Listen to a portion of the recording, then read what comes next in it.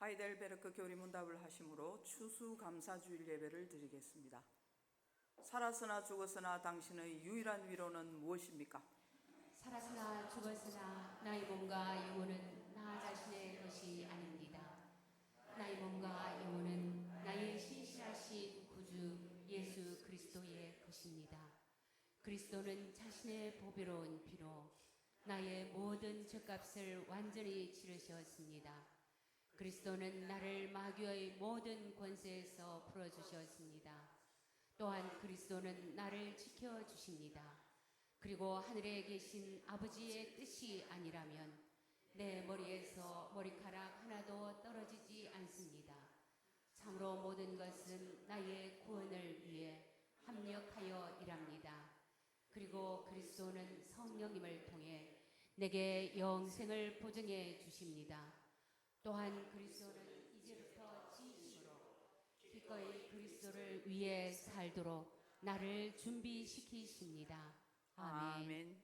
이 위로 안에서 복을 누리며 살다가 죽기 위해 당신은 무엇을 알아야만 합니까? 다음 세 가지를 알아야만 합니다. 첫째, 나의 죄와 비참함이 얼마나 큰지 알아야 합니다. 둘째, 어떻게 내가 나의 모든 죄와 비참함으로부터 구원받는지 알아야 합니다. 셋째, 어떻게 내가 그러한 구원을 주시는 하나님께 감사해야 하는지 알아야 합니다. 아멘.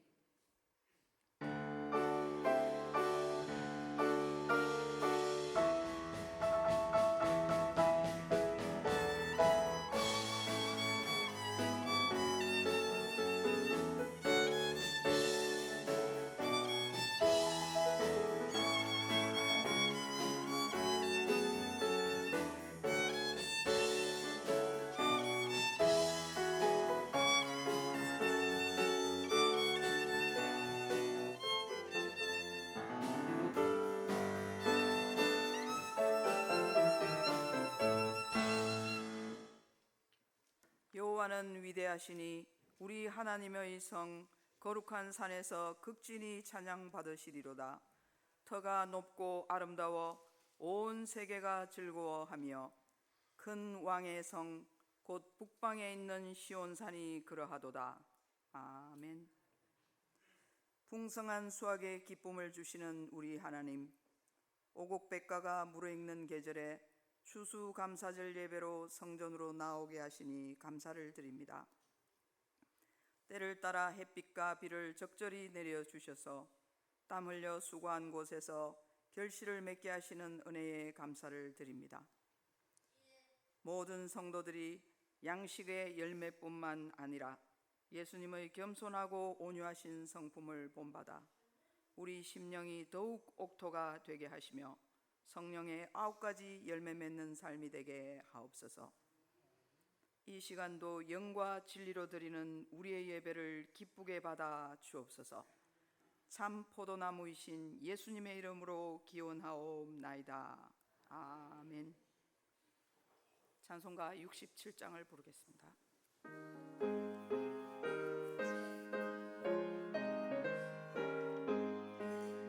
영광의 왕께 다 경배하며 그 크신 사랑 늘 찬송하라. 옛부터 영원히 참방배시리 그 영광의 주를 다 찬송하라.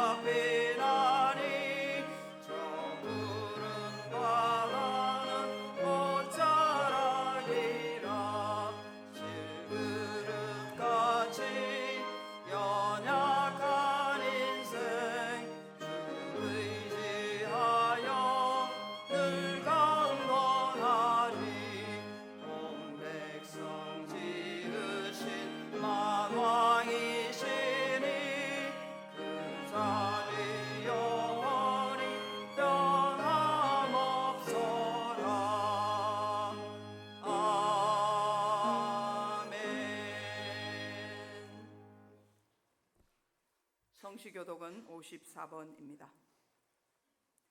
여호와께서 시온의 포로를 돌려 보내실 때에 우리는 꿈꾸는 것 같았도다. 그때에 우리의 입에는 웃음이 가득하고 우리의 혀에는 찬양이 찼었도다. 그때의 문나라 가운데서 말하기를 여호와께서 그들을 위하여 큰 일을 행하셨다 하였도다. 여호와께서 우리를 위하여 큰 일을 행하셨으니 우리는 기쁘도다. 여호와여 우리의 포로를 남방 시내들 같이 돌려 보내소서. 눈물을 흘리며 씨를 뿌리는 자는 기쁨으로 거두리로다. 울며 씨를 뿌리러 나가는 자는 반드시 기쁨으로 그 곡식단을 가지고 돌아오리로다. 아멘. 우리의 신앙을 고백하겠습니다. 나는 전능하신 아버지 하나님 천지의 창조주를 믿습니다. 나는 그의 유일하신 아들 우리 주 예수 그리스도를 믿습니다. 그는 성령으로 잉태되어 동정녀 마리아에게서 나시고 본디오 빌라도에게 고난을 받아 십자가에 못 박혀 죽으시고 장사된 지 사흘 만에 죽은 자 가운데서 다시 살아나셨으며 하늘에 오르시어 전능하신 아버지 하나님 우편에 앉아 계시다가 거기로부터 살아있는 자와 죽은 자를 심판하러 오십니다. 나는 성령을 믿으며 거룩한 공교회와 성도의 교제와 죄를 용서받는 것과 몸의 부활과 영생을 믿습니다. 아멘. 찬송가 91장을 부르겠습니다.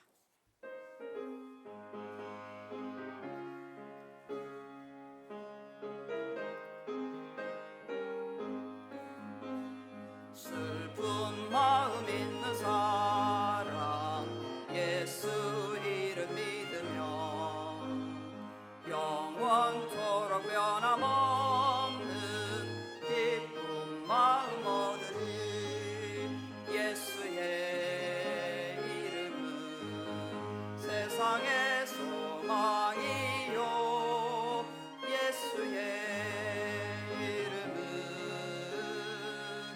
천국의 기쁨일세. 거룩하신 주의 이름 너의 방패 삼으라. 만난 시험 당할 때에 주께 기도하라. 예수의 이름 세상의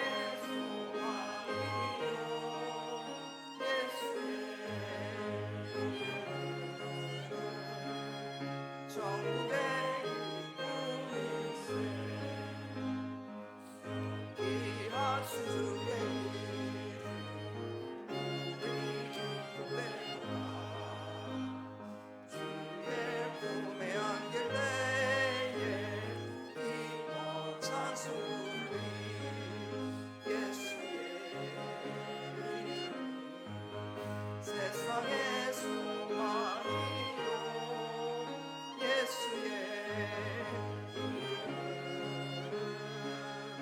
천국의 기쁨일세. 우리 갈 길 나간 후에 보좌 앞에 나가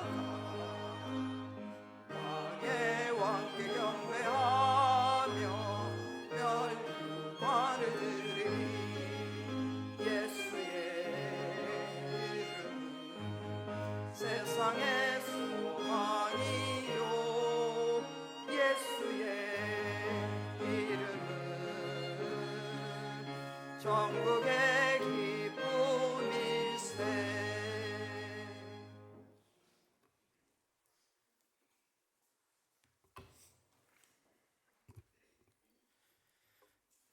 구름과 불기둥으로 인도하시며 영광을 모두에게 드러내시는 놀라운 능력의 하나님을 찬양합니다.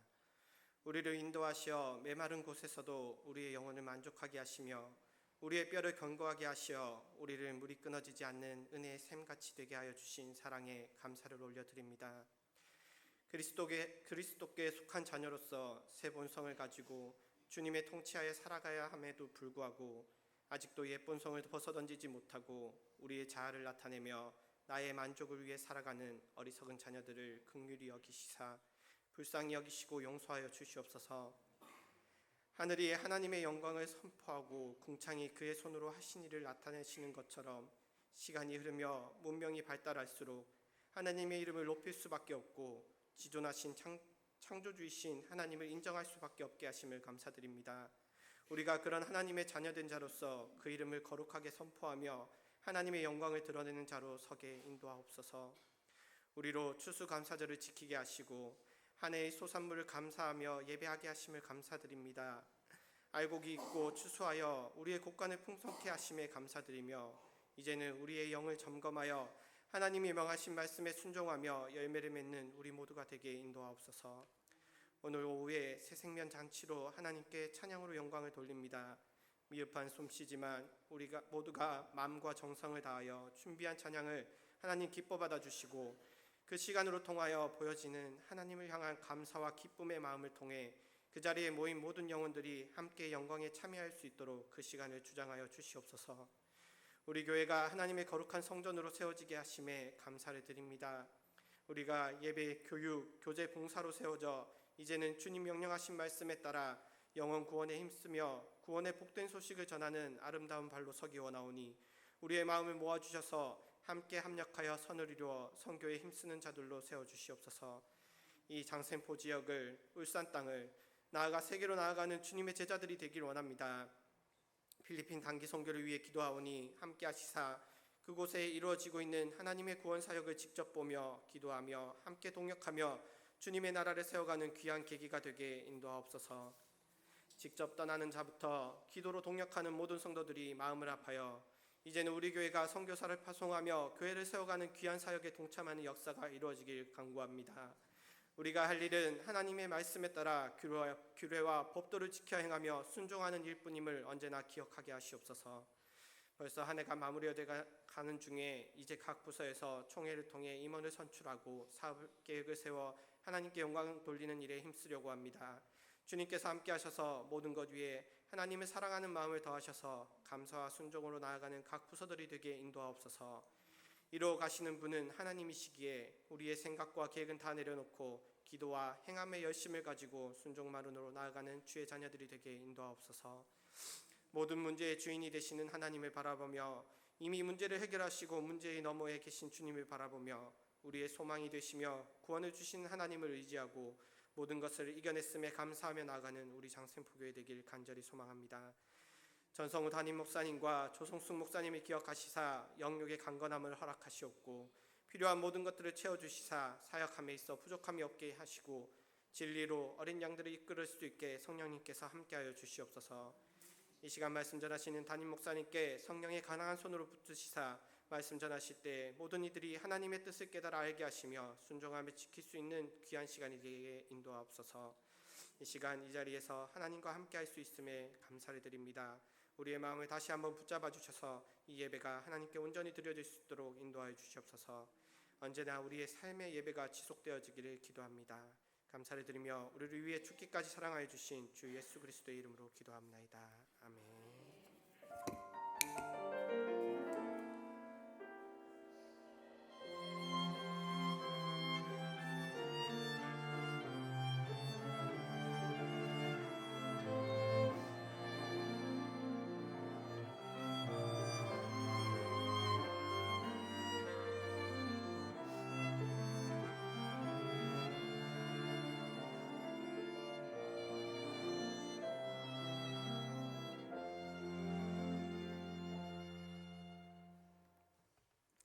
하나님께서 우리들에게 주신 말씀은 다니엘 3장 14절로 18절 말씀입니다.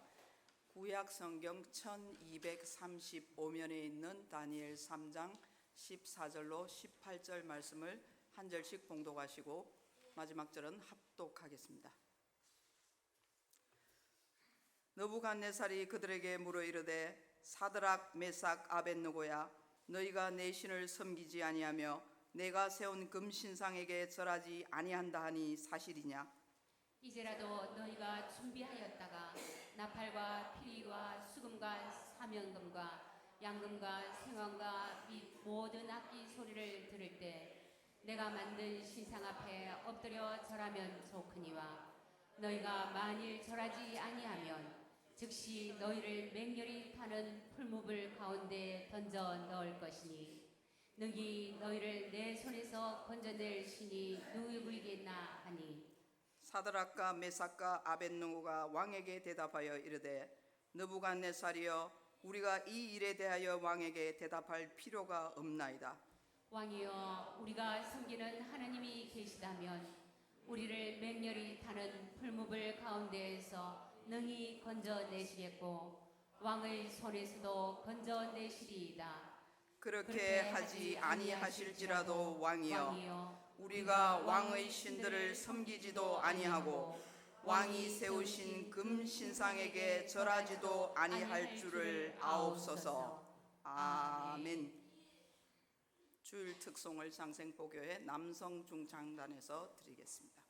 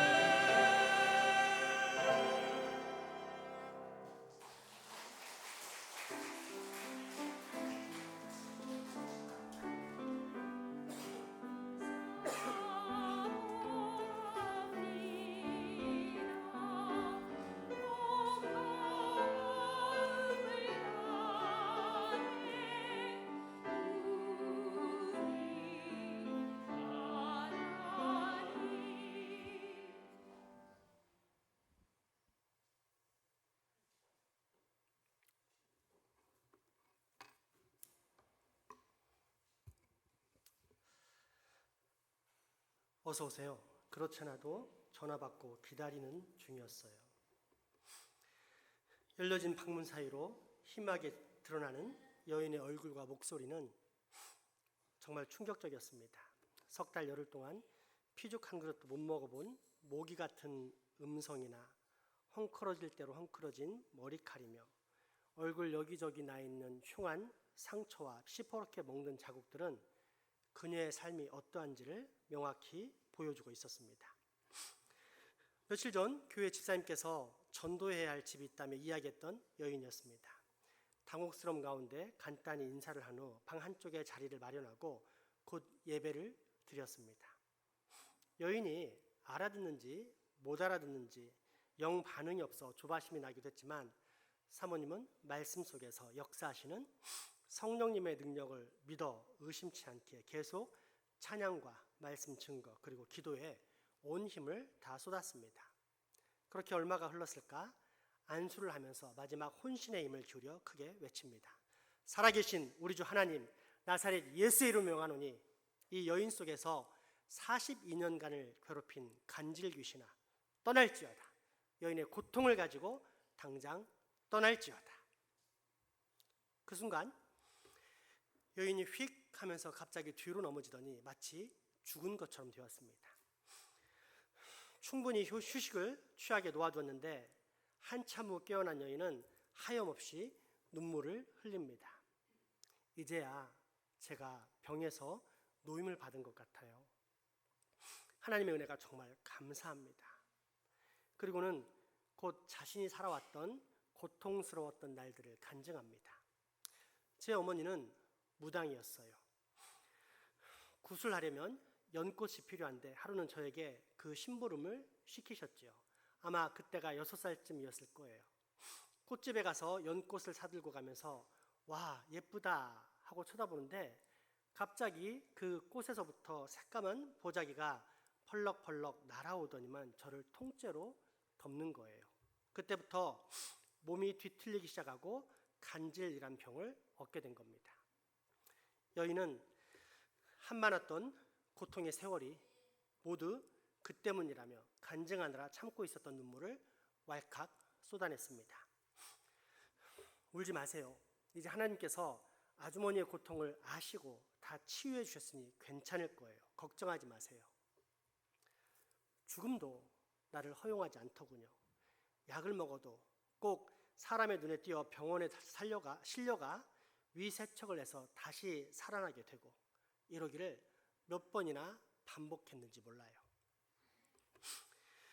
이런 이유와 특별히 간질이란 병 때문에 혼기가 차도 다가오는 남자는 아무도 없었습니다. 그러던 차 피차 불쌍한 사람끼리 위로하며 살아보자고 손을 내미는 사람이 있었으니 지금의 남편이었습니다. 기쁘고 행복했습니다. 누구 하나 거들떠보지 않는 자신에게 구원처럼 다가온 청년, 내 편이 생겼다는 사실, 이 사실이 얼마나 감사하고 행복했는지 모릅니다. 그러나 막상 결혼하고 나니 더 큰 어려움이 기다리고 있었습니다. 술고래이자 주정뱅이인 시아버지, 그런 남편을 미워하고 무시하며 외도를 일삼는 시어머니, 엎친 데 덮친 격으로 남편마저도 걸핏하면 폭음에 폭력까지 일삼으니 그야말로 시집살이가 살아있는 지옥 그 자체였습니다. 무엇보다 간질로 쓰러져 고통을 호소하는 그녀에게 평생 행복하게 해주겠다 고백했던 남편으로부터 매번 돌아오는 것은 남편 손에 들려진 깨진 맥주병 뿐이었습니다. 뒤틀리는 온몸에 앞뒤 분간 없이 찍혀지는 깨진 맥주병, 그로 인해 이제는 만성이 되어버린 깊은 상처들, 차마 눈 뜨고는 볼 수 없는 지경이란 바로 이런 경우를 두고 하는 말이었을 것입니다. 어제 저녁에도 그런 일이 있었기에 제가 이렇게 피투성이가 되었고 지저분해요. 몸 가누기가 힘들어 사모님과 집사님이 오신다는 소리에도 마중 나갈 수가 없었어요. 정말 죄송해요. 한 번은 이런 일도 있었다고 합니다. 살아서 뭐 하나 싶어 대전역에 간 적 있지요.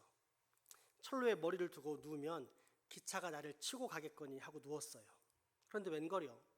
이쪽 철로에 머리를 대고 누우면 저쪽 철로로 지나가고, 저쪽 철로 옳지 저기 되면 되겠구나 싶어 옮기면 또 다른 철로로 기차가 지나가고, 몇 번을 그리 하다가 철도 관리 아저씨에게 들켜 호되게 꾸중 듣고는 끌려 나왔답니다. 그렇게 죽는 것도 마음대로 되지 않아 절망하면서 집에 돌아오니 아니나 다를까 남편은 곤드레만드레 술에 취해 있었고 또다시 폭행이 시작되었습니다. 이 연병할 것, 내가 언젠가는 너를 죽이고 말 거야. 당신이 날 죽이지 않아도 곧 죽을 거야. 짐승만도 못한 당신과 사는 것 자체가 지옥이니까. 오늘도 죽으려고 대전역에 갔다 왔어. 비록 실패했지만 언젠가는 죽어버릴 테니 혼자 잘 살아. 뭐? 대전역? 이것이 정말 실성했나? 취중에도 죽으려고 실제 철도에 갔다는 말에 정신이 드는지 벌떡 일어나는가 싶더니 만취한 상태라 몸을 가누지 못하고 이내 다시 누우며 한 말이 가관이었습니다. 이거사, 철도에서 자살하면 개고기 값도 안 나와. 아니 벌금 물어야 돼. 죽으려면 차라리 자동차에 깔려 죽어. 그래야 고깃값이라도 찾아 쓸 수 있지. 으이구, 미쳐도 한참 모자라게 미친 것 같으니라고. 여인은 한많은 세월과 고통의 시간들을 회고하며 잠시 한숨을 짓더니 다시 말합니다. 그래서 자동차에 깔려 죽기 위한 노력도 했어요. 하지만 이상하리 많지 죽음에 대한 모든 시도와 집착이 다 헛수고였고, 나중에는 경찰들이 저희 집 살인문까지 와서 지키는 바람에 밖에 나갈 수조차 없게 되었지요. 여인의 눈에는 뜨거운 눈물이 하염없이 흐르고 있었습니다. 그 슬프고 고통스러운 사연에 사모님도 동행한 집사님도 결국 함께 통곡의 눈물을 쏟아낼 수밖에 없었습니다. 그러나 이내 감사와 경배와 찬양의 눈물로 바뀌어 다음과 같이 기도합니다. 함께 기도해 볼까요? 하나님 감사합니다. 이렇듯 삶의 의미를 상실한 채 절망과 죽음의 길에서 방황하던 한 어린 양에게 새 생명과 희망을 주시니 참으로 감사합니다. 여인이 또다시 절망의 늪에서 헤매지 않도록 지켜 보호해 주시고 영생의 길을 갈 수 있도록 복내려 주시옵소서. 예수님의 이름으로 기도하옵나이다. 아멘. 42년간 간질로 고생했던 여인, 그리고 그 때문에 남편에게 온갖 고초를 겪어야 했던 여인은 주님께로부터 병 고침을 받았습니다. 또한 구원의 백성이 되어 하나님의 은혜 가운데 신앙생활을 열심히 하고 있으며 이후 집사 직분까지 얻어 교회에서 기쁨의 봉사를 하며 살고 있습니다. 어떻게 이런 일이 일어날 수 있을까요? 우리가 믿는 하나님은 능력과 기적의 하나님, 그래서 슬픔 대신 희락을, 재 대신 화관을, 근심 대신 찬송을 주시는 은혜의 하나님이시기 때문입니다. 그 하나님의 은혜를 시간 함께 찬송하기 원합니다. 찬송가 91장인데 이 찬송가의 작시자는 리디아 백스터라는 여사입니다. 리디아는 몸이 약해서 평생을 거의 병상에서 지내다시피 했는데 친구들은 그런 그가 명랑한 것이 궁금하여 이유를 묻게 됩니다. 이에 리디아가 답변합니다. 나는 특별한 갑옷을 입고 있어. 예수 그리스도라는 이름의 갑옷을 가지고 있거든. 시험하는 자가 나를 우울하게 하고 낙심하게 만들려고 하면 예수의 이름을 부르곤 하지. 그러면 그 시험하는 자는 더 이상 내게 다가오지 못해. 그렇습니다. 우리를 모든 죄와 악, 그 죄악의 결과로부터 발생한 이 땅의 모든 고통들로부터 우리를 구원하러 오신 예수님, 우리에게 세상이 알 수 없는 영원한 생명과 평강을 주러 이 땅에 오신 예수님, 그 이름은 언제나 우리에게 새로운 힘과 용기를 주시는 능력의 이름입니다. 이 믿음의 고백을 담아 우리 다 함께 찬송가 91장을 찬양하기 원합니다.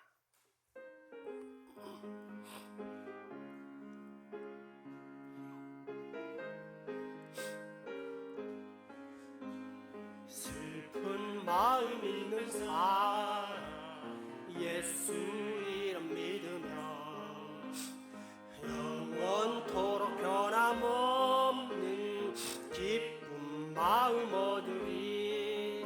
예수의 이름 세상의 소망이요 예수의 이름은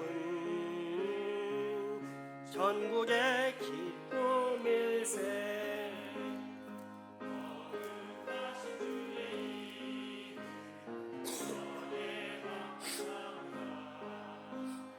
환난 시험 당할 때에 주께 기도드려라. 예수의 이름은 세상의 소망이에요. 예수의 이름은 전국의 기쁨일세. 존귀하신 주의 이름 우리 기쁨 되도다. 주의 품에 안길 때에 기뻐 찬송 부르리. 예수의 이름은 세상의 소망이에요. 예수의 이름은 천국의 기쁨일세. 우리 갈 때 나간 후에 보좌 앞에 나가 왕의 왕께 경배하며 멸류관을 드리리. 예수의 이름은 세상의 소망이요 예수의 이름은 천국의 기쁨일세. 인생은 태어나면 반드시 죽습니다. 죽고 나면 반드시 하나님께 심판을 받습니다. 나는 너에게 인생이란 삶이란 씨앗을 주었다. 그런데 그 인생을 다 산 너는 어떤 추수를 했느냐? 첫째는 천국과 지옥이 나눠질 거고요. 둘째는 천국에 가서도 상급이 달릴 것입니다. 그때 상급의 기준은 이 땅에 보내신 하나님의 선물 예수를 얼마나 소망에 두고 살았느냐, 그게 나의 모든 소망이었느냐, 거기에 달려 있습니다. 우리 갈 길 다 간 후에 보좌 앞에 나아가 왕의 왕께 경배하며 멸류관을 드리. 예수의 이름은 세상의 소망이요 예수의 이름은 천국의 누가 소망이라고요? 예수의 이름은 예수의 이름은 세상의 소망이에요. 예수의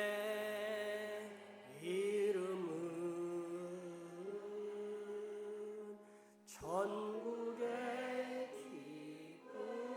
기쁨일세.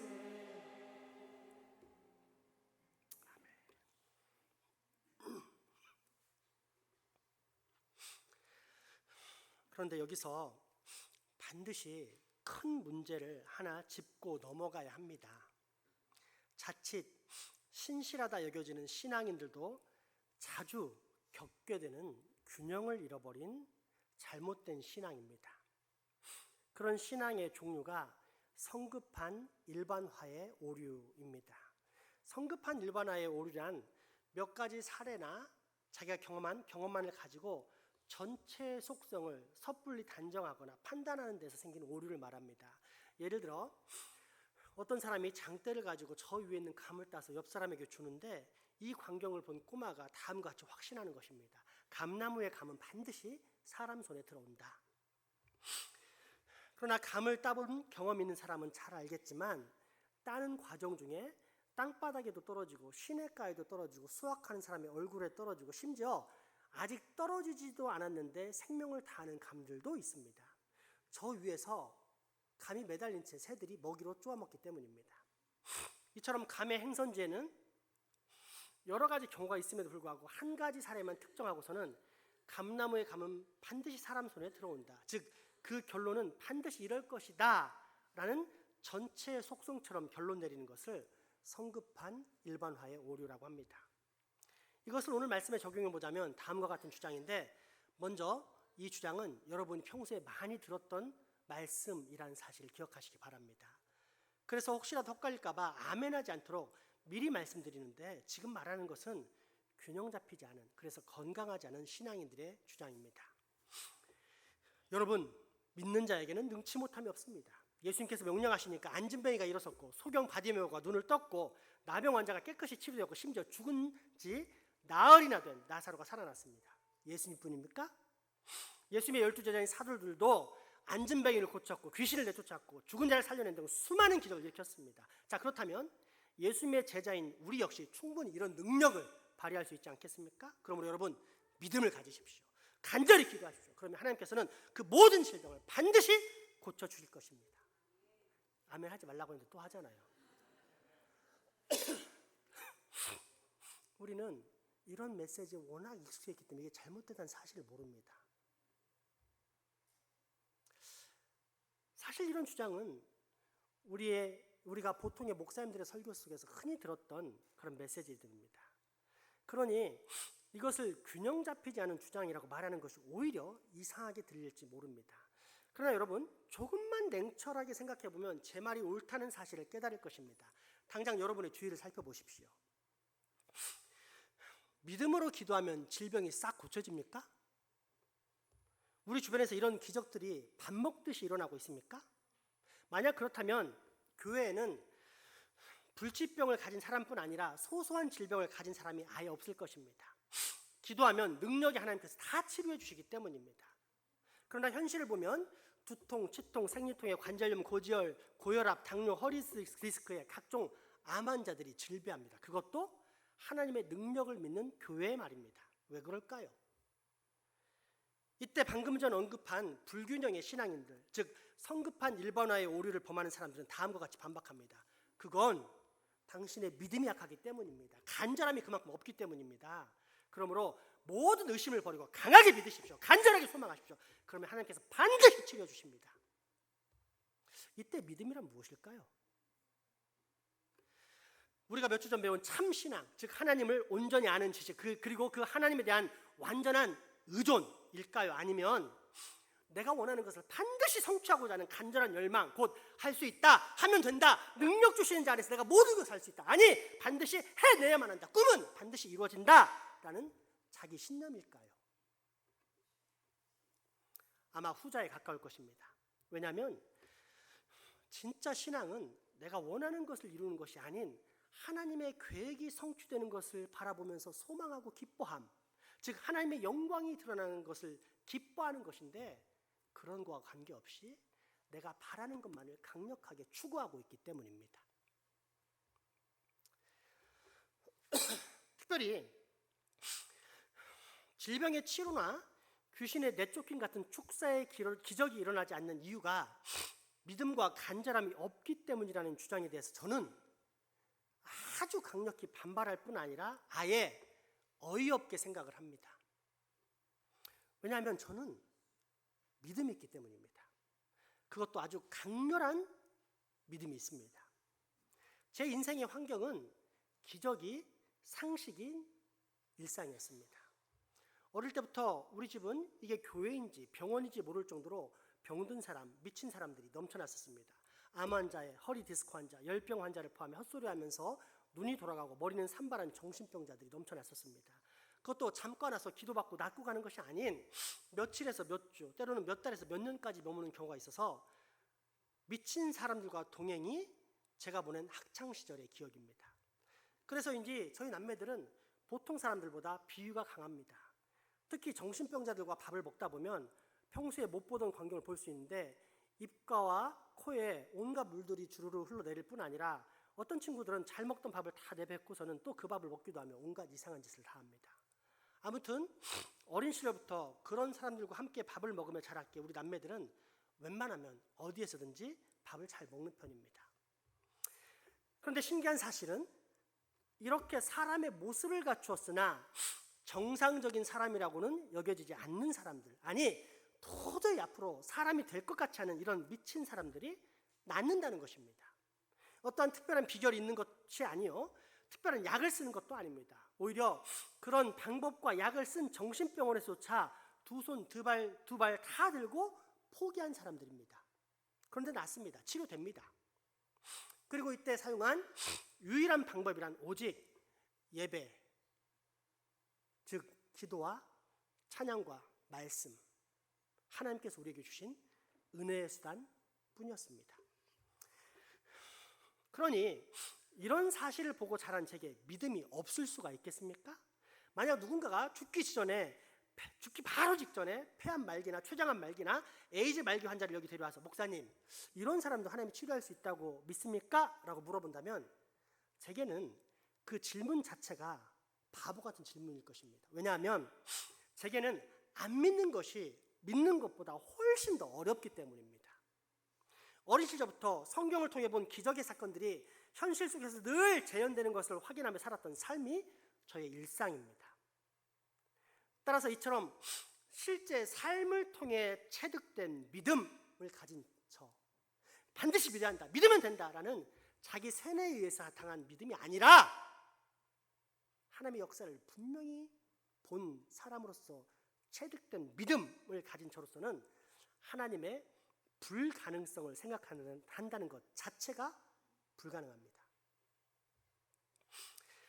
자, 그렇다면 다시 아까의 문제로 돌아가 봅시다.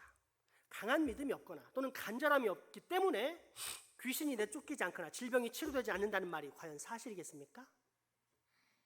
아니, 그게 진짜 믿음이겠습니까? 절대 그럴 수 없습니다. 그리고 이것은 나의 개인적인 확신, 즉 나만의 성급한 일반화의 오류가 아닙니다.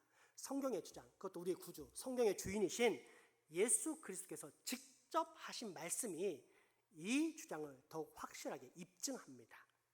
누가복음 4장 25절에서 27절까지의 말씀입니다. 내가 참으로 너희에게 이르노니 엘리야 시대에 하늘이 3년 6개월간 닫히어 온 땅에 큰 흉년이 들었을 때에 이스라엘에 많은 과부가 있었으되 엘리야가 그중 한 사람에게도 보내심을 받지 않고 오직 시돈 땅에 있는 사렙다의 한 과부에게 뿐이었으며 또 선지자 엘리사 때에 이스라엘에 많은 나병 환자가 있었으되 그 중에 한 사람도 깨끗함을 얻지 못하고 오직 수리아 사람 나만 뿐이었느니라. 아멘. 수도 예루살렘에서 수많은 기적과 능력과 위대한 설교로 정말로 위대한 인물이라는 평가, 심지어 이스라엘이 그토록 고대하던 메시아라는 평가를 받던 예수님이 다시 고향 땅, 자기가 자랐던 나사렛으로 돌아와 회당에서 설교할 때 발생한 사건입니다. 이미 소문을 듣던 나사렛 사람들은 예수님을 어떻게 대할지 방향을 정합니다. 어릴 때부터 잘 알고 지냈던 저 코올릭의 꼬마가 뭐라고 하든지 받아들이지 않겠다. 우리가 분명 저희 아빠 엄마가 누군지 분명 알고 있는데 어찌 저렇게 뻔뻔하게도 자기가 하늘로부터는 메시아라고 거짓말하고 다닌단 말인가? 너는 끝이다. 이때 하셨던 유명한 예수님의 말씀이 선지자가 고향에서는 환영을 받은 자가 없느니라 이며, 이 발언 직후에 나온 말씀이 방금 전 봉독했던 수많은 환자들이 세상에 있었지만 오직 선택받은 백성만이 치료받았다는 말씀입니다. 다시 한번 그 말씀을 잘 봉독하시기 바랍니다.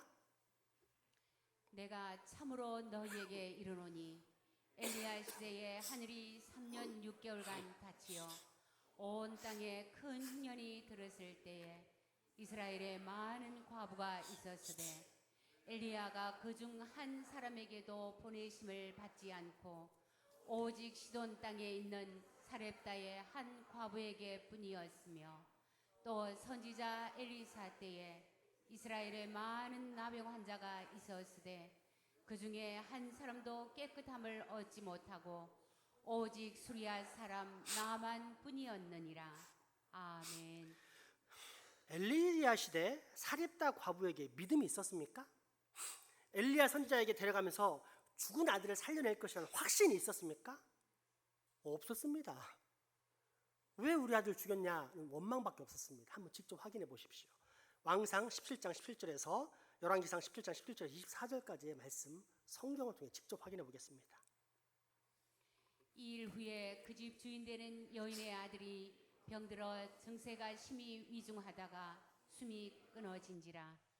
여인이 엘리야에게 이르되 하나님의 사람이여 당신이 나와 더불어 무슨 상관이 있기로 내 죄를 생각나게 하고 또 내 아들을 죽게 하려고 내게 오셨나이까.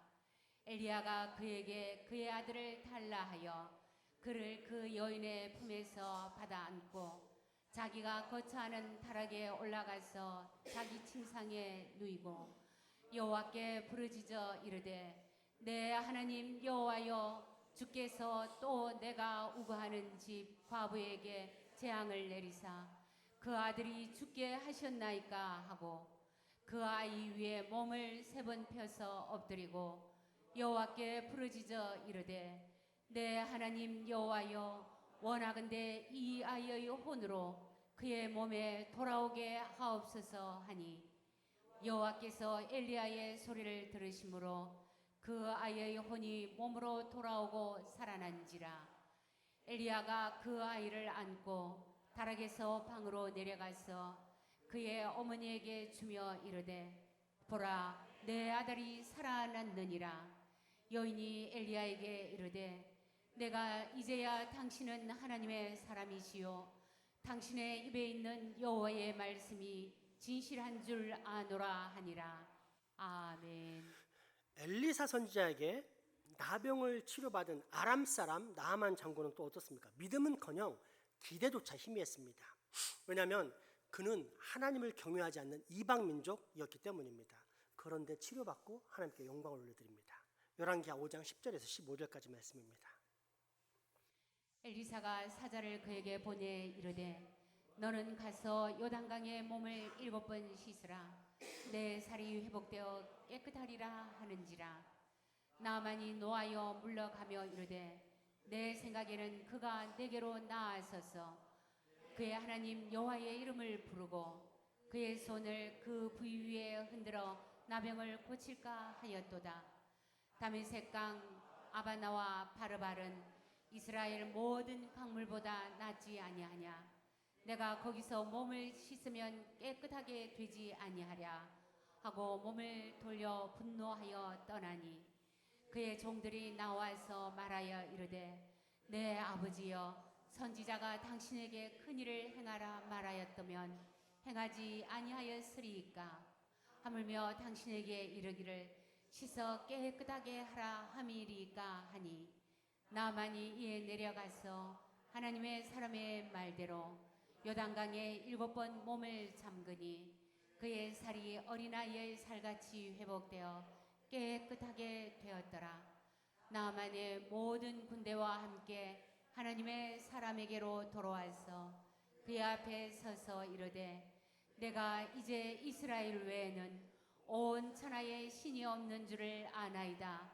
청하건대 당신의 종에게서 예물을 받으소서 하니 아멘. 자, 그렇다면 우리의 치료와 회복의 관건은 무조건 우리 탓? 그러니까 자기 자신의 열심이나 믿음에 달려 있다는 것입니까? 아니면 또 다른 이유, 즉 조금 더 핵심적인 조건을 찾아야만 한다는 것입니까? 그렇습니다.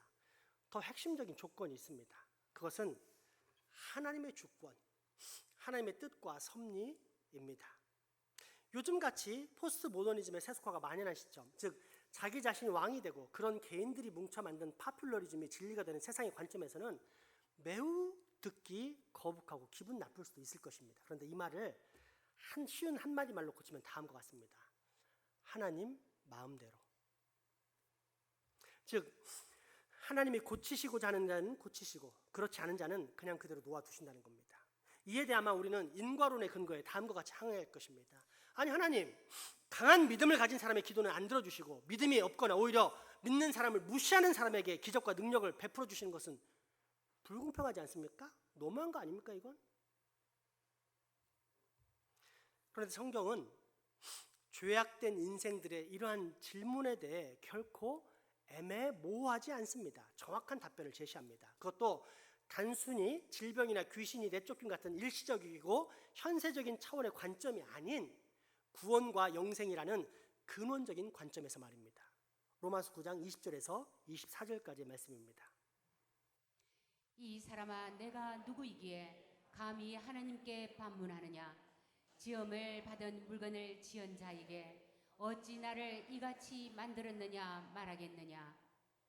토기장이가 진흙 한 덩어리로 하나는 귀 있을 그릇을, 하나는 천이 있을 그릇을 만들 권한이 없느냐? 만일 하나님이 그의 진노를 보이시고 그의 능력을 알게 하고자 하사 멸하기로 준비된 진노의 그릇을 오래 참으심으로 관용하시고 또한 영광 받기로 예비하신 바 긍휼의 그릇에 대하여 그 영광의 풍성함을 알게 하고자 하셨을지라도 무슨 말을 하리요? 이 그릇은 우리니 곧 유대인 중에서뿐 아니라 이방인 중에서도 부르신 자니라. 아멘. 죄악으로 발생한 이 땅에 깃든 모든 귀신 들림과 정서적 육체적 질병들의 치료가 궁극적으로 사람의 믿음이나 간절함에 달려 있다는 것입니까? 아니면 하나님의 뜻과 섭리, 하나님의 주권에 달려 있다는 뜻입니까? 그렇습니다. 바로 이 사실을 믿는 것이 참 믿음이요. 그리고 이 사실을 온전히 믿을 때 비로소 하나님의 기적과 능력이 발생할 확률도 상당히 커지는 것입니다. 마치 오늘 본문에 나오는 사드락과 메삭과 아벳느고처럼 말입니다. 사드락과 메삭과 아벳느고가 들어갈 풀무불은 곁에서 잡아 던지던 군인들을 불태워 죽일 정도로 어마어마한 용광로였습니다. 그러니 이미 사형 선고를 받은 것이나 다를 바가 없었는데 이러한 죽음의 상황 가운데서도 왕에게 침착한 목소리로 두 가지 고백을 합니다. 첫째는 믿음에 대한 고백입니다. 아무리 강력한 불 속이라도 하나님께서 함께 하시면 절대 우리는 타 죽지 않을 것입니다. 왜냐하면 우리가 믿는 하나님은 온 천지 만물을 능력으로 만드시고 다스리시는 기적의 하나님, 능력의 하나님이시기 때문입니다. 그러더니 둘째, 더 깊은 믿음인 하나님의 주권을 고백합니다. 이것은 나를 살려내실 거야 라는 그 능력에 대한 의심에서 비롯된 궁색한 변명이 아닌 그들 안에 깊이 담겨있는 진짜 믿음에서 비롯된 생명의 고백이었습니다. 그러나 혹 그리 아니하실지라도 저희는 왕이 세운 금신상에게 절하지 않겠습니다. 그것은 우상숭배요, 우리가 믿는 하나님께서는 그러한 우상숭배를 멀리하라고 명하셨기 때문입니다. 따라서 우리는 죽임을 당하더라도 그 역시 하나님의 뜻으로 알고 기꺼이 맞아드리겠습니다. 잠시 스쳐 지나가는 이 땅에서 지저분하게 목숨을 연명하는 것보다 장차 올 영원한 나라에서 하나님과 함께 사는 것이 훨씬 더 가치 있고 고귀하기 때문입니다. 그렇습니다. 이 세상 모든 일은 오직 하나님의 뜻과 섭리를 따라 움직이고 있으며 우리는 그저 하나님의 도구일 뿐입니다. 그리고 우리는 이처럼 하나님의 도구로 사용된다는 사실 자체에 무한한 영광을 느낍니다. 오늘 본문 다니엘 3장 14절에서 18절까지 말씀입니다.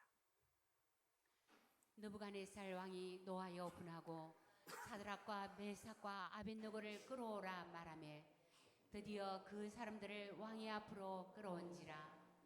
느부갓네살이 그들에게 물어 이르되 사드락 메삭 아벳느고야, 너희가 내 신을 섬기지 아니하며 내가 세운 금 신상에게 절하지 아니한다 하니 사실이냐? 이제라도 너희가 준비하였다가 나팔과 피리와 수금과 사냥금과 양금과 생황과 및 모든 악기 소리를 들을 때 내가 만든 신상 앞에 엎드려 절하면 좋거니와 너희가 만일 절하지 아니하면 즉시 너희를 맹렬히 타는 풀무불 가운데에 던져 넣을 것이니 능히 너희를 내 손에서 건져낼 신이 누구이겠느냐 하니 사드락과 메삭과 아벳느고가 왕에게 대답하여 이르되 느부갓네살이여, 우리가 이 일에 대하여 왕에게 대답할 필요가 없나이다. 왕이여, 우리가 섬기는 하나님이 계시다면 우리를 맹렬히 타는 풀무불 가운데에서 능히 건져내시겠고 왕의 손에서도 건져내시리이다. 그렇지 아니하실지라도 왕이여, 우리가 왕의 신들을 섬기지도 아니하고 왕이 세우신 금 신상에게 절하지도 아니할 줄을 아옵소서. 아멘. 여러분, 우리가 믿는 하나님은 기적의 하나님이심을 믿습니까?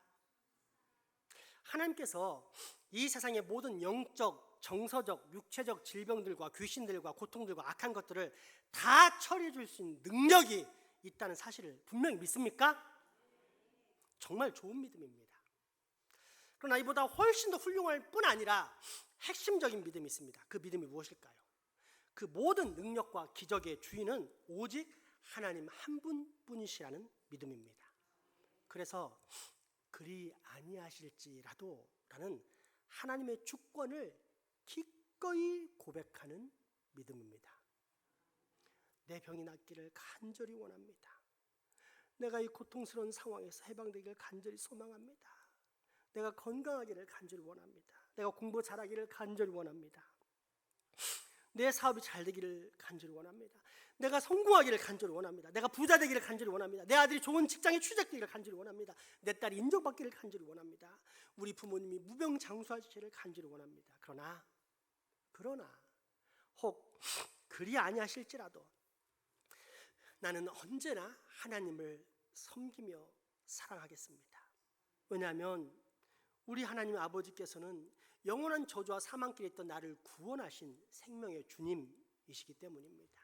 원수였던 나를 당신의 친자녀로 삼아주신 사랑과 은혜의 아버지이시기 때문입니다. 무엇보다 하나님은 온 천지 만물을 창조하시고 보존하신 이 세상의 유일한 주인이시기 때문입니다.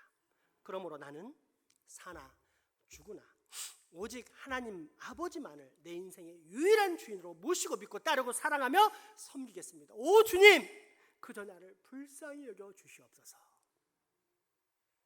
바로 이러한 신앙 고백, 즉 완전하신 하나님의 주권에 대한 올바른 신앙 고백, 이것이 바로 모든 기적의 주인이신 하나님을 믿는 신앙, 즉 우리 그리스도인이 갖추어야 할 진짜 신앙입니다. 기도합시다. 기적의 주인이신 하나님 고백합니다. 감사합니다. 사랑합니다. 그리고 신실하게 따르겠습니다. 바라기는 우리 장생포교회가 하나님의 주권을 온전히 신뢰하는 참 신앙의 모습을 반드시 갖출 수 있게 하여 주시옵소서. 그래서 우리 장생포교회 미래가 세월이 가면 갈수록 장차 더욱더 하나님의 능력과 기적과 영광에 휩싸이는 생생한 하나님의 나라가 되는 복을 꼭 누리게 하여 주시옵소서. 예수 이름으로 기도합니다. 아멘. 헌금하시겠습니다.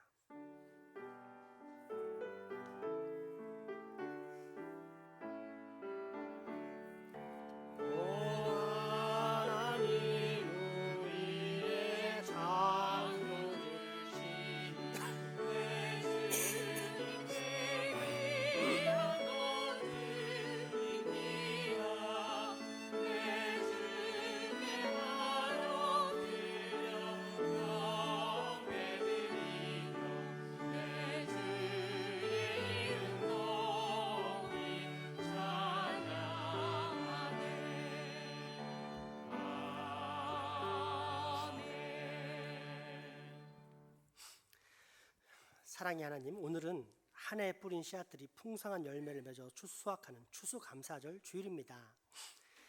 이 모든 것들이 하나님이 저에게 주신 선물임을 알게 하시고 귀중한 삶의 힘이 되도록 하시오며 저희들만의 잔치로 끝나는 추수감사절이 아니라 어려운 이웃들과 함께 나누는 뜻깊은 주일 되길 소원합니다. 주일을 보면 어려운 형편으로 제대로 된 식사를 거르는 가정들도 있사오니 그들을 살펴도는 참된 그리스도인의 삶의 모습으로 성도들 모두 지금 가진 것으로도 감사하며 어려운 이웃과 나누며 더불어 같이 사는 거룩한 주일 되게 하옵소서.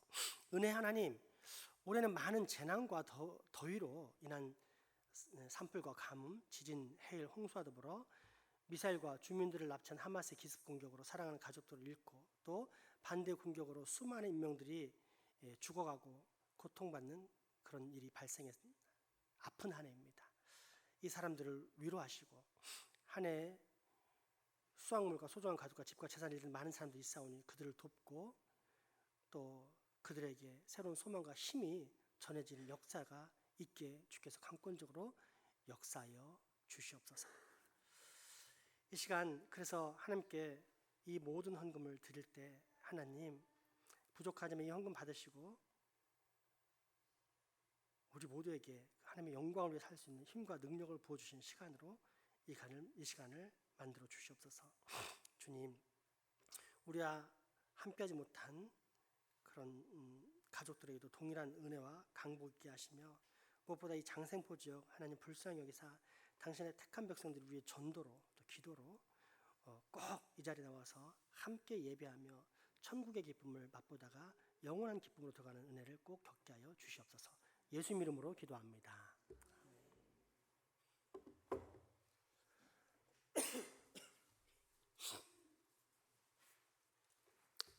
교회 소식 전합니다.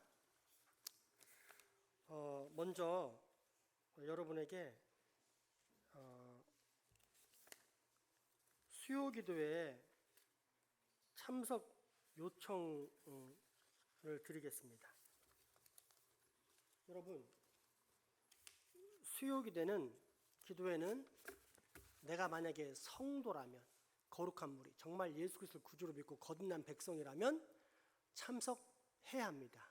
교회의 권위, 그 교회의 권위를 주신 하나님의 말씀의 권위에 의해서 직장을 가는 부득이한 상황을 제외하고는 참석하는 게 맞습니다. 그런데 너무나 많은 분들이 참석을 안 하고 있어서 제가 다시 한번 말씀을 드립니다. 수예배 참석하십시오. 그리고 수예배 참석하지 않기 때문에 부득불 여기서 여러분에게 소개할 수밖에 없는 내용이 있어서 잠깐 더 소개를 합니다. 지금 수요 연경의 시간에 나누는 내용은 포스트 모더니즘에 의해서 이 세상이 특별한 생각과 가치관을 갖게 되는데 그러한 성경과 관계없는 세속적인 가치와 사상이 교회 내에도 파고 들어와 배교와 타락이 만연한 시대가 되었다. 그래서 이걸 분별하자 이런 내용으로 이제 하고 있습니다. 그러면 우리가 과연 그러한가? 오늘 내가 설교를 가지고 잠깐 이야기를 하도록 하겠습니다. 지난주에 설교는 기적의 하나님이었습니다. 오늘은 기적의 주인이신 하나님. 사실 이 두 가지 설교는 하나입니다. 그래서 사실은 한 번에 끝내야 여러분이 균형 잡힌 신앙을 가질 수 있습니다. 그렇지 않고 만약에 지난주 설교만 가지고 들어갔던 사람은 오늘 제가 설교 내용 중에 소개했던 것처럼 믿음이 없어서 지금 하나님 치료하지 않는다. 네가 간절함이 없으니까 낫지 못한다. 이런 식의 잘못된 신앙을 가지고 사람들에게 전파할 위험성이 되게 높습니다. 그래서 부득불 설교를 길게 할 수밖에 없는 겁니다. 때문에 제가 따르고 있고 내가 존경하는 종교개혁 신학 전통의 청교도 신학자 또는 목회자들은 설교 시간이 최소 1시간 반 그리고 2시간이 기본이었습니다. 왜? 그래야만 성도들이 제대로 된 온전한 신앙의 틀을 갖출 수 있기 때문입니다. 실제로도 한번 생각해 보십시오. 지난 시간 30분, 이번 주간 30분, 벌써 1시간이죠? 그리고 이런 관련해서 여러분이 세속화에 빠지지 않고 분별하게 하라고 지금 이것까지 포함하면 1시간 30분은 그냥 거뜬히 넘어갑니다. 그런데 우리는 1시간 30분을 들을 수 있나요, 없나요? 못 듣죠? 미치려고 할 것입니다. 그게 세속화입니다. 무슨 말이냐? 포스트 모더니즘의 정신을 하나로 한마디로 설명하라 그러면 이제 지금도 왕이신 하나님을 그 자리에서 끌어내리고 내가 그 자리에 올라가서 내가 왕이 되는 겁니다. 자, 왕이 교회 와서 예배를 드리는데 이 설교자가 왕한테 맞춰야 될까요? 안 맞춰야 될까요? 당연히 맞춰야 되겠죠. 그러니 30분 이내에 해야 되고 재미있게 해야 되고 지루하지 않게 해야 됩니다. 하나님의 말씀이 들려와도 나를 지루하게 만들면 딱 거부합니다. 우리는 하나님의 말씀을 들을 때 경청자가 되어야 되는데 이 시대는 판단자가 되어 있습니다. 그래서 하나님을 무시하면서도 자기가 잘못된 생각이 전혀 없습니다. 왜요? 나만 그런 게 아니거든. 내 옆 사람도 그렇고 내 옆 사람도 그렇고 내 옆에 교회도 그렇고 한국 교회가 다 그렇거든요. 그래서 이제는 교인들이 대중매체까지 활용해서 설교를 자기 입맛에 맞는 것을 골라 듣는 그런 시대가 되었습니다. 이게 세속화입니다. 여러분, 이게 왜 무서운지 아세요? 그거는 하나님이 명하신 방법이 아닌 여러분이 선택한 방법이기 때문에 그렇습니다. 여기서 어떤 말씀이 들려와도 이단적인 서류만 아니라면 귀를 쫑긋 기울이고 나에게 오늘 하신 하나님 말씀이 무엇인가를 듣고 그 말씀 살려는 결단이 있어야 되는데 내가 판단하는 겁니다. 저거 설교는 오늘 어렵네. 누구 안 듣겠네. 나도 안 들어. 오늘 설교 재밌네. 은혜로워. 더 이상 하나님이 왕이자 주인이 되는 게 아니라 내가 왕이자 주인이 되는 겁니다. 그런 죄악에 우리가 빠져 있는데 빠져 있다는 것 자체를 모릅니다. 이게 왜 큰 문제냐? 이런 자기가 원하는 설교를 자꾸 듣는 사람은 결국은 균형 잡히지 않은 신앙을 갖게 되고 그 균형 잡히지 않은 신앙은 단순히 균형 잡히지 않은 것이 아니라 우상숭배 또는 이단의 길로 가게 만듭니다. 대표적인 예를 들어볼까요? 이스라엘의 출애굽해서 처음으로 제사장을 만든 그 초대 제사장이 아론입니다. 아론의 바로 밑에 아들들 제사장이 후계됐는데 나답과 아비후입니다. 이제 제단에 불을 피우기 위해서 제단에 불을 가져오는데 다른 불을 가졌어요. 아니, 제단에 불 피우는데 우리 생각 같으면 라이터로 켜도 되고 성냥불로 켜도 가스불을 갖다 켜도 되고 토치를 켜도 상관없잖아요. 근데 하나님께서는 제단을 때 거룩한 불을 갖다 드려라 했는데 추정컨대 정확히 나오지 않았지만 이 전후 문명을 살필 때 이들이 포도주에 취해서 술 먹고 취해서 그 지정된 불이 아니라 다른 불을 갖다 드렸더니 하나님께서 그 자리에서 쳐 죽였고 그 다음에 그 아버지인 아론한테 뭐라고 했냐면 너 울지 마라. 내 영광을 훼손한 저 인간들 내가 쳤다. 너 울지 마라. 네가 원망의 마음 품고 슬퍼하면 넌 나를 대적하는 것이다. 이게 성경의 메시지입니다. 여러분이 설교를 듣고 좋다, 나쁘다, 은혜롭다 이런 식으로 하는 모든 것들이 사실은 나도 모르는 우상숭배에 빠지고 있는데 이거를 여러분이 수요일날 나왔다면 깨달아 알 텐데 나오지 않아서 제가 이 주일에 다시 말씀을 드립니다. 이런 우상숭배의 길로 가는 교인이 우리 교회는 없어야 합니다. 그러니 꼭 수요예배 일단 오시기 바랍니다. 다시 요약해서 말씀드리자면 그러면 이 시대의 세상이 우리에게 주는 신앙에 영향을 끼치는 그런 핵심적인 가치와 기준이 뭔가? 느낌과 재미입니다. 쉽게 얘기하자면 여러분 성경은 안 봐도 내가 좋아하는 드라마는 꼭 보죠. 기도하는 시간은 없어도 반드시 유튜브를 보죠. 유튜브에 내가 재밌어하는 것, 느낌 오는 것도 너무 많기 때문입니다. 심지어 이 유튜브도 이제는 지루해서 그중에서 쇼츠만 봅니다. 1분짜리. 한 2분 넘어가면 왠지 지루한 것 같아요. 1분짜리 봐요. 거기에 익숙한 사람들이 교회 와서 예배를 드립니다. 목회자가 1시간 넘게 설교하면 어떻게 될까요?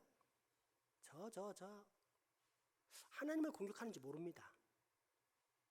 너무 위험한 세대를 우리가 살고 있고 목회자 그래서 알려주는데도 그게 맞다고 생각을 못합니다. 내가 주인이거든요. 내가 왕이거든요. 바라기는 이제 우리 교회는 앞으로 성숙한 신앙을 갖기 원합니다. 그래서 드라마나 TV나 유튜브보다 하나님의 말씀이 그렇게 달고 맛있구나.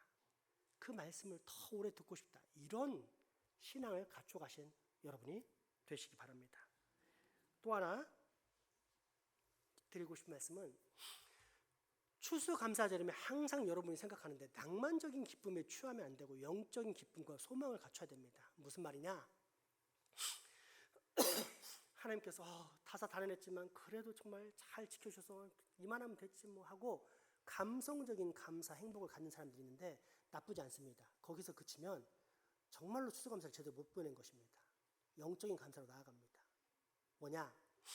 이렇게 지켜주신 과거와 현재에 대한 깊은 감사는 기본이고 이런 것처럼 언젠가 반드시 하나님께서 내 인생에 대해서 영적인 추수를 할 때가 올 것이다.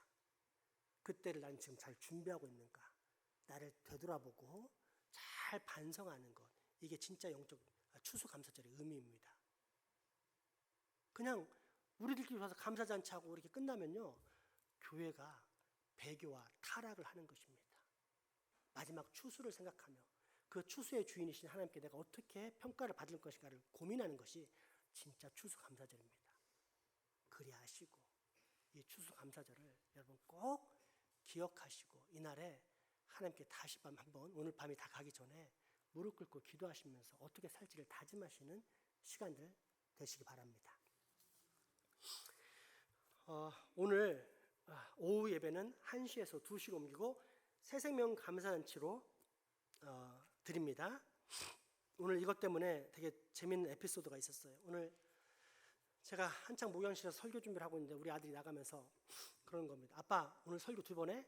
그랬더니 그랬더니 아이씨 이러는 거예요. 집안도 이 정도니 여러분 제가 충분히 이해합니다. 이해하면서 원칙을 말하는 것뿐입니다. 그러다가 제가 이제 좀 미안하기도 하고 혼내고 싶어가지고 야 그래도 다른 사람 설교보다 아빠 설교가 훨씬 듣기가 좋지 않냐? 그랬더니 그건 그렇지 뭐. 그래서 아들이 병 주고 약 주고 하는 경험하고 이제 내려갔습니다. 그리고 이제 딸이 가기 전에 딸한테 헌금 봉투를 가져오라고 이렇게 시켰더니 딸이 헌금 봉투 가져 내려 올라오면서 이제 저랑 아내랑 있는데 그런 얘기 하는 겁니다. 엄마 애들이 오늘 설교 2번 한다고 막 욕하고 난리 났어 이러는 겁니다. 그래서 애들이 내 설교를 그렇게 좋아하는구나 싶어가지고 내년부터는 한 달에 2번은 전교인이 오후 예배를 참석하는 걸 하겠습니다. 그리 아시고 학부모들은 최소 한 달에 2번은 반드시 아이들을 데리고 전체 오후 예배에 참석합니다. 아시겠죠? 내년부터 그리 하시고 꼭 참석하시기 바랍니다. 그래서 교회가 오후 예배를 안 드리는 것이 좀 더 하나님의 나라의 사람이 되기 위해서 다른 프로그램을 하기 위해서 안 하는 것이지 예배를 안 드리는 것이 횡재를 갖기 위한 것이 아니다라는 것을 분명히 가르쳐 줄 필요성을 이번에 더 느꼈습니다. 그리 아시고 꼭 예배에 여러분이 소중히 아이들 참석시키시는 그런 시간 되시기 바랍니다.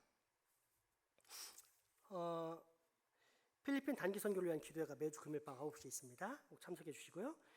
필리핀 단기 선교용 기부 물품이 노트북, 컴퓨터, 또 이 샴푸용 깨끗한 수건 300개 벌써 절반 이상이 모인 걸로 제가 알고 있습니다. 나머지 분들 아직 안 내신 분들만 내주시면 충분히 300개를 채울 수 있을 것 같습니다. 색연필, 비타민, 피부 연고, 안약 연고 등을 여러분 챙겨주시기 바랍니다. 2층 제자의방에서 예배 후에 당회가 있습니다. 이제 달력을 한 가정당 2부씩 가져갔으니까 이제는 누구나 전도용으로 가져가셔서 사용하시기 바랍니다.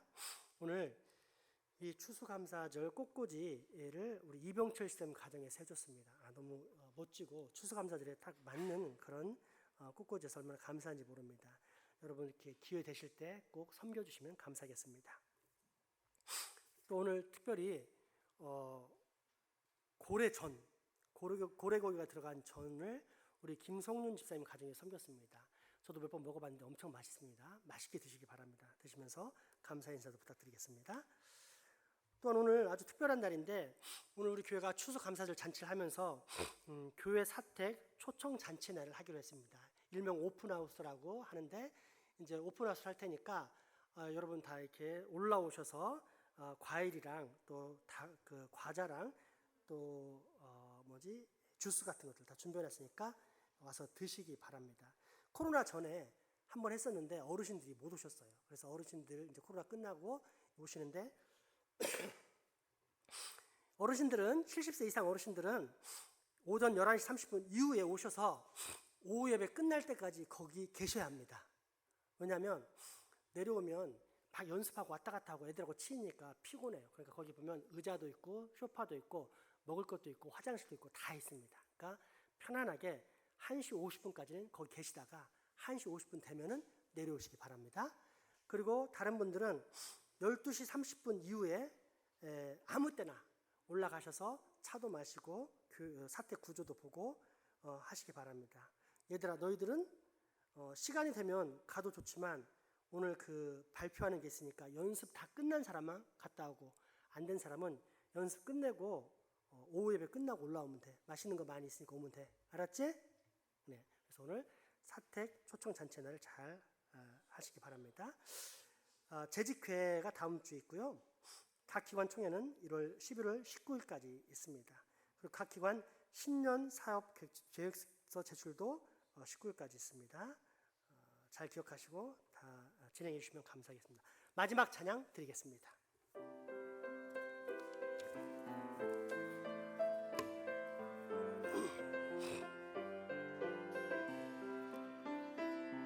여호와는 너에게 복을 주시기를 원하며 너를 지키시기를 원하시며 여호와는 그 얼굴 너를 향하여 들사 은혜와 평강 주시기 원하노라. 함께 우리 안으면서 사랑할까요? 여호와는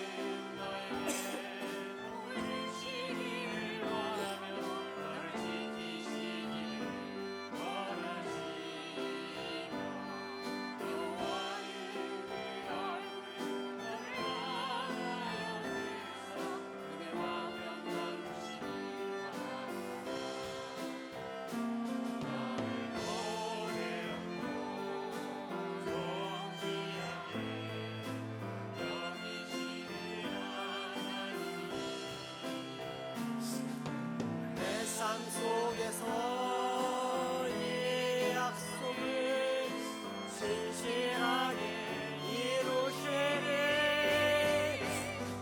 땅의 기름진 것으로 하늘의 신령한 것으로 너를 복주시고 지키실 하나님이 너의 영혼 잘 되도록 은혜 베푸시며 평강으로 인도하. 땅의 기름진 것으로 땅의 기름진 것으로 하늘의 신령한 것으로 너를 복주시고 지키실 하나님이 너의 영혼 잘 되도록 은혜 베푸시며 평강으로. 한 번 더 할까요? 땅의 기름진 것으로 땅의 기름진 것으로 하늘의 신령한 것으로 너를 복주시고 지키실 하나님이 너의 영혼 잘 되도록 은혜 베푸시며 평강으로 인도하시리. 잠깐 광고하겠습니다. 이제 다리 튼튼한 우리 중고등부, 초등부 아이들이 다니는데 왜 줄 서서 인사하니? 그분이 무슨 시장이 다 흩어져 가지고는 다 하면은 되는데 왜 줄 서서 인사해요? 다 못한 사람이 있어서 한 번 더 찬양하겠습니다. 처음부터 시작할까요?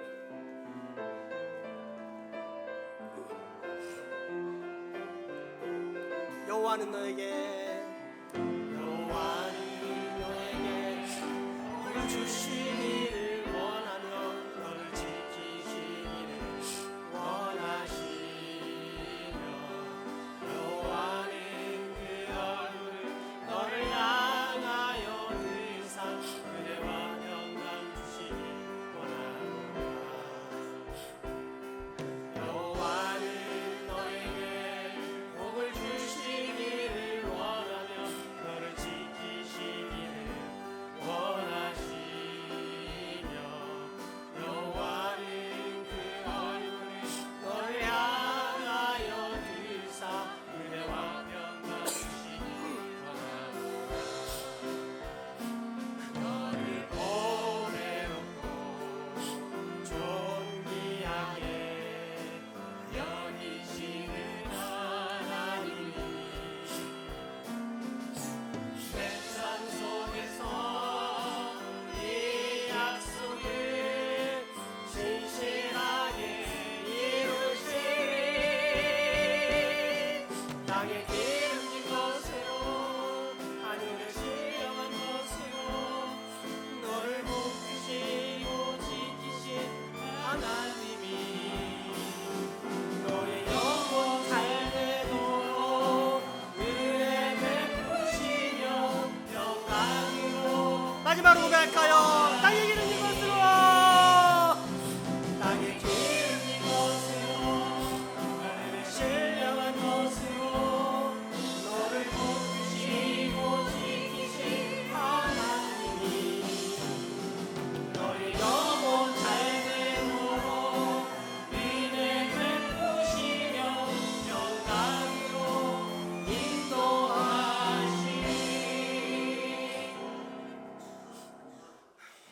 우리 주 예수 그리스도의 은혜와 하나님의 크신 사랑과 성령님의 교통하심이 이제 후로 기적의 주인이신 하나님을 깨달아 알고 나아가 그 완전하신 하나님의 주권에 철저히 순종하며 살아가는 참 신앙인이 되겠다 라고 다짐하고 결단하는 여기 모인 모든 주의 자녀들의 머리 위와 가정, 이웃 그리고 후손들에게 지금부터 영원토록 함께 하시기를 간절히 축원하옵나이다. 아멘.